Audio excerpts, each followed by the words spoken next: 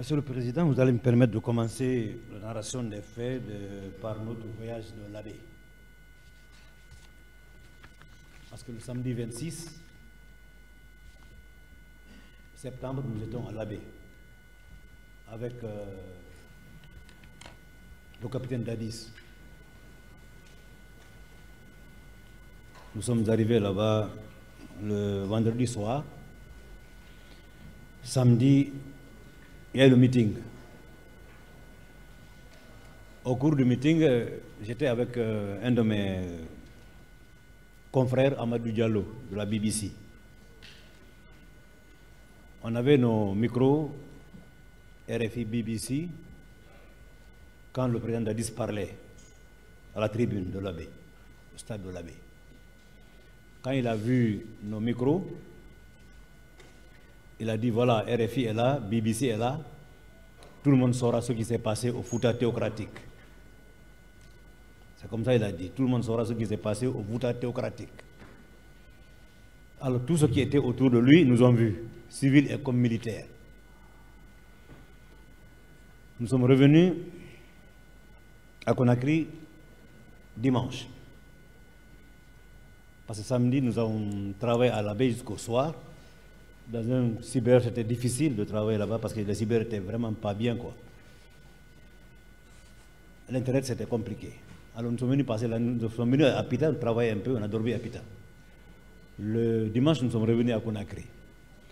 Lundi matin, au stade. Moi, je suis allé au stade. Arrivé, j'étais devant la pharmacie Manizé. Le colonel Tchekboro est arrivé. Il a été vraiment applaudi par des jeunes manifestants qui étaient là. Bon, à l'époque, en ce moment, il n'y avait pas de manifestation. Mais les gens, vraiment des jeunes, l'ont applaudi. Après, petite ambiance, bon enfant. Il y a eu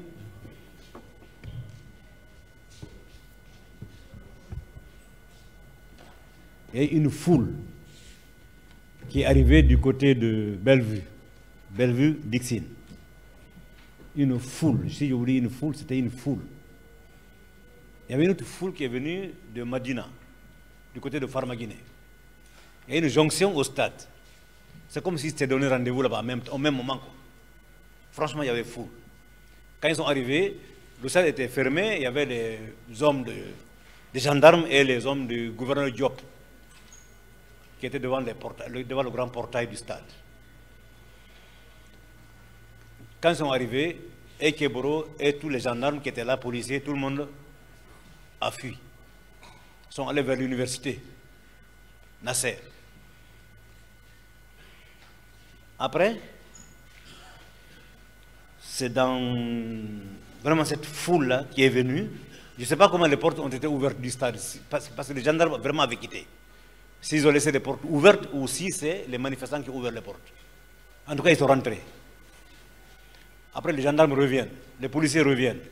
Les policiers, c'était les policiers de la CMS Cameroun. CMS Cameroun. Quand ils sont arrivés, quand ils sont revenus, il y avait Bafoué et Keboro qui étaient là. Il y a eu des discussions, des disputes. Le temps est monté pour ceux qui étaient encore dehors et ceux qui arrivaient. Keboro a dit charger. Quand j'ai entendu la semaine dernière quelqu'un dire ici, il a dit saccager, non. Il a dit charger. Quand Keboro a dit charger, le désordre a commencé. Matraque, lacrymogène, coup de pied. C'est vraiment dégénéré. C'est en ce moment, moi, on m'a arrêté. Les policiers de la CMS qui m'ont arrêté. Par le dos. Ils ont arraché mes appareils, micro, et du rôle comme ça, un de mes téléphones, parce que j'avais un téléphone dans mes chaussettes. Mais j'avais un téléphone en main.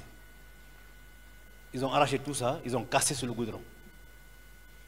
Ils m'ont embarqué dans un véhicule de la CMS, pick-up, qui était stationné à côté de l'arrêt de bus Sens Dixine, université, à droite. Ils m'ont embarqué là-bas. À un moment, Bafo est venu, en courant, quand il m'a vu dans le véhicule, il a crié sur les policiers. Qui l'a embarqué? Il les a insultés. Vraiment, il les a insultés. Descendez-le. C'est tous des ignares. Il a des gros irritants. Il a vraiment insulté les policiers. Ils m'ont descendu. Quand je suis descendu, je venais vers le carrefour. J'ai entendu quelqu'un dire il y a un mort. Et c'était vraiment la première victime. Le corps était couché à l'abri de la police routière, là, au carrefour là-bas. Le corps était là-bas. Quand j'ai vu ça, je me suis retourné un peu dans le quartier là-bas. J'avais des amis là-bas dans une concession. J'ai envoyé les premiers éléments. Ça m'a pris un petit temps. Après, je suis revenu au stade. Je rentre à peine. Je mets mes pieds sur le gazon. Dans la cuvette, j'ai entendu le crépitement d'armes. J'ai vu un déménagement indescriptible. Une foule. Et je peux vous dire qu'au bas mot, il y avait au moins 50 000 mecs au stade. Je n'ai pas compté 1, 2, 3, 4, mais je me dis à peu près, il pouvait y avoir 50 000 personnes au stade. Mais quand les armes ont commencé à crépiter, je ne savais même pas d'où venaient ces tirs-là. J'étais sur la pelouse. Déménagement, désordre, c'était indescriptible. Après, chacun se cherchait. Je suis sorti vers la porte où rentrent les footballeurs, pour ceux qui connaissent le stade, où rentrent les footballeurs de l'autre côté. Parce que je suis rentré par le grand portail. Nous sommes sortis là-bas, derrière la tribune. Moi-même, d'abord, je voulais monter sur le mur pour aller vers les rails, mais je ne pouvais pas monter, grimper le mur. J'ai vu des enfants vraiment monter là-bas. Mais, après, moi, je suis allé derrière la tribune. J'ai rencontré là-bas mon ami Amadou Diallo, BBC. Lui et moi, on a cherché un abri. Derrière la tribune, il y avait au terrain de tennis et basket. Il y avait des bâtiments en chantier. Nous sommes rentrés là-bas, nous cacher là-bas. On est resté longtemps. On voyait les enfants, les jeunes, les manifestants escalader le mur de l'université. On entendait des tirs et on voyait les enfants retomber dans la cour du stade, derrière le stade annexe. On ne voyait pas les tireurs. Mais on entendait le cryptement des armes et on voyait les enfants tomber.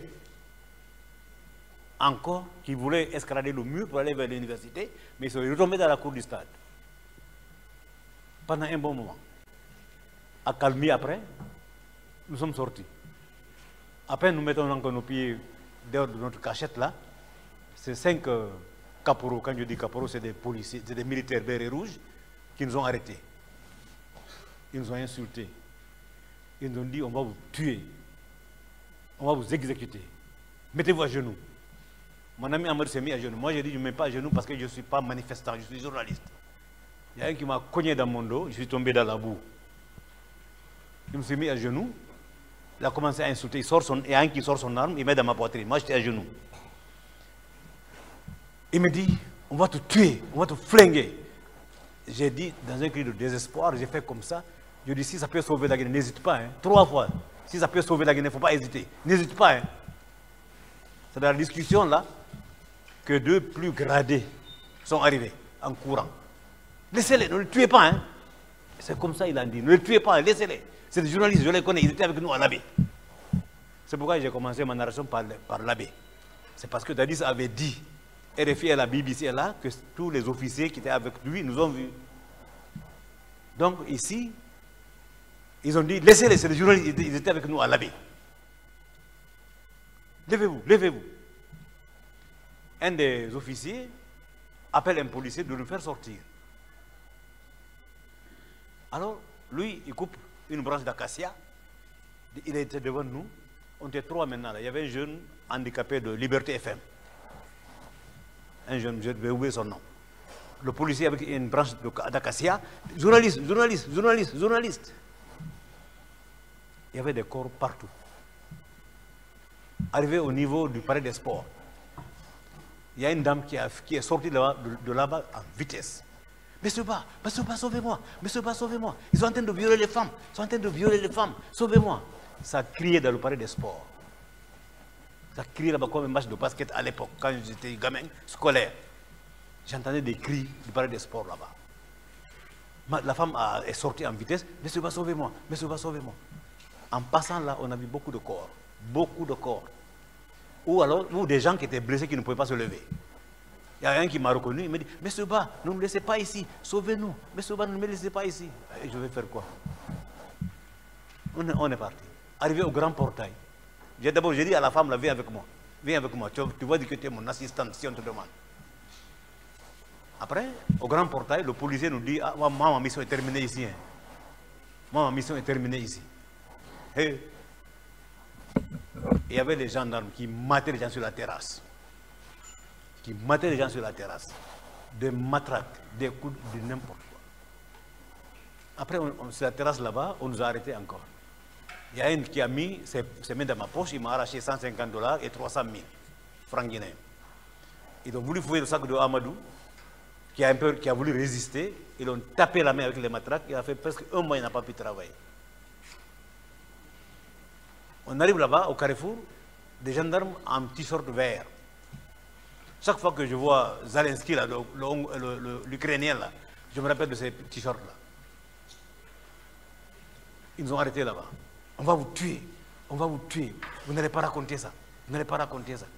Et il y a un monsieur qui s'appelle Kati, qui était du protocole de Dadis, ou bien de Sekba Konaté. Je ne sais pas. En tout cas, il était dans le système, dans le dispositif protocolaire de la junte. Il a dit, laissez-les, c'est des journalistes, c'est mes amis, laissez-les. Il ne voulait pas nous laisser. Il avait un collier, un badge à l'intérieur, il a sorti son badge. Voilà, moi je suis du CNDD. Moi, laissez-les. Moi, c'est il s'appelle Kati. On nous a laissés. Nous sommes rentrés dans le quartier Landré. On ne pouvait pas aller loin. Tellement il y avait des militaires partout. Des forces de l'ordre. On est dans une cour là-bas. Les femmes, dans la cour, on ne voulait pas nous recevoir. Nous avons dit que nous sommes des journalistes, on veut avoir de l'eau à boire. Il y a une femme qui est allée à la pompe, l'autre est allée dans son salon, elles ont envoyé de l'eau. Après, Maître Bangoura, qui est en ce moment secrétaire général du ministère de la grande chancellerie, Maître Bangoura, Amara Bangoura, il a appris qu'il y a des journalistes dans une cour en face de chez lui, à l'Andrea là-bas. Il a pris sa robe d'avocat, il est allé nous chercher. Il nous a fait rentrer chez lui. Beaucoup de monde blessés sont venus chez lui. Chez lui, sur sa terrasse, il s'est transformé en médecin. Il a soigné beaucoup de jeunes là-bas. Il a fait des pansements. Il a aidé vraiment beaucoup de jeunes blessés, Maître Bangoura. Après, nous sommes restés là-bas jusqu'au soir, jusqu'à 18h. Toute la journée, on a travaillé là-bas. Le soir, vers 18h, mon véhicule était à l'université Nasser avec mon chauffeur. C'est Bangoura qui appelle un de ses frères, ou je ne sais pas, cousin, militaire, béret rouge, qui prend sa tenue, qui prend son arme, il vient et m'accompagne à l'université. J'ai pris mon véhicule pour rentrer chez moi. Difficilement. Arrivé chez moi, quelqu'un m'appelle, une femme m'appelle, une fille qui travaille avec moi à Radio Nostalgie. Parallèlement à mon titre de journaliste de RFI, je travaille aussi à Radio Nostalgie comme rédacteur en chef. Je travaille avec une fille là-bas qui a son oncle militaire. Arrivé à la maison, c'est cette fille qui m'appelle. Elle m'a dit que chaque fois qu'on l'entendait à la radio, on lui a dit, dans la famille, ah, on t'a entendu, parce qu'à l'époque, il n'y avait pas beaucoup de radio. On t'a entendu, on t'a entendu. Alors, elle disait, non, c'est notre patron Mokhtarba qui est très gentil, qui nous aidait. Alors, dès que, au camp Al-Faya, vers 20h, 21h, il paraît, là je n'ai pas vécu, c'est elle qui m'a raconté, que son oncle militaire l'a appelé pour dire qu'il y a une réunion au camp et qu'on a demandé après nous. Et BBC, RFI. Quelqu'un leur a dit là-bas que nous, on était au Sahel, mais que nous sommes sortis. L'officier est parmi eux, ici, qui a appelé sa nièce pour lui dire ça, de me dire de quitter la maison, qu'on me cherche. J'ai quitté là-bas, j'ai appelé Amadou, j'ai dit il faut quitter la maison, on nous cherche. Moi je suis venu à l'hôtel ici, à l'hôtel Rocher ici, en ville ici, pendant 6 jours. J'étais là. 4e jour, dans ma cachette ici, J'étais couché à 13h. C'est Dadis qui vient déjeuner ici, à l'hôtel. Moi, j'ouvre la fenêtre vers 13h. J'ouvre les volets là vers 13h. Je vois une marée de bérets rouges dehors. Je me dis qu'ils sont venus me chercher. J'appelle la réception. La dame tunisienne, Raïssa, elle est rentrée. Elle m'a dit non, ne t'inquiète pas, c'est Dadis qui déjeune au 4e. Bon, alors je suis resté là 6 jours à l'hôtel. À Paris, on me disait quitte Conakry, quitte Conakry. Je dis je ne peux pas quitter parce qu'on nous cherche. Parce qu'on nous cherche, je ne peux pas quitter Conakry. Le 6e jour, je quitte ici pour aller à Pita. J'arrive à Pita, je reste là-bas jusqu'au 30 octobre. 30 octobre, oui. J'ai fait 3 semaines là-bas. 30 octobre. Pression, pression, pression de Paris, de ceci, de quitter. Je suis revenu à Conakry. Ils avaient négocié avec l'ambassade de France pour me faire sortir. Je viens, je passe la nuit dans un petit motel à Ratoma. Le matin, je viens à l'ambassade de France.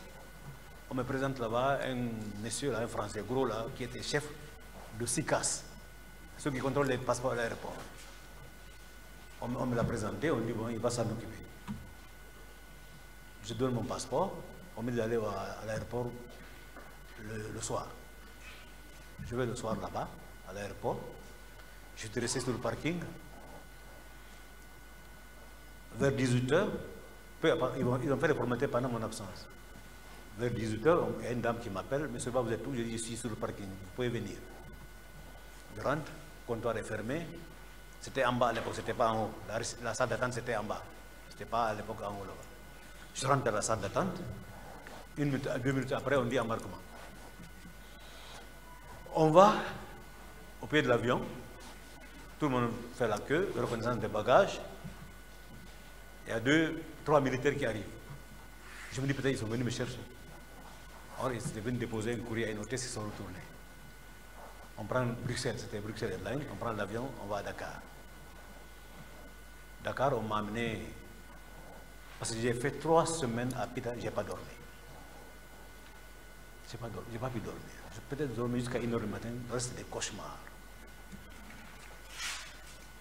Je suis allé à Dakar, on m'a amené chez une psychologue pendant 6 jours. Voilà. Après, je suis resté dehors pendant 5 mois. Je suis revenu ici quand Sékou Konaté a pris le pouvoir à Ouagadougou, après le réunion de Ouagadougou. Voilà un peu, si je pouvais vous expliquer ce qui s'est passé pour moi.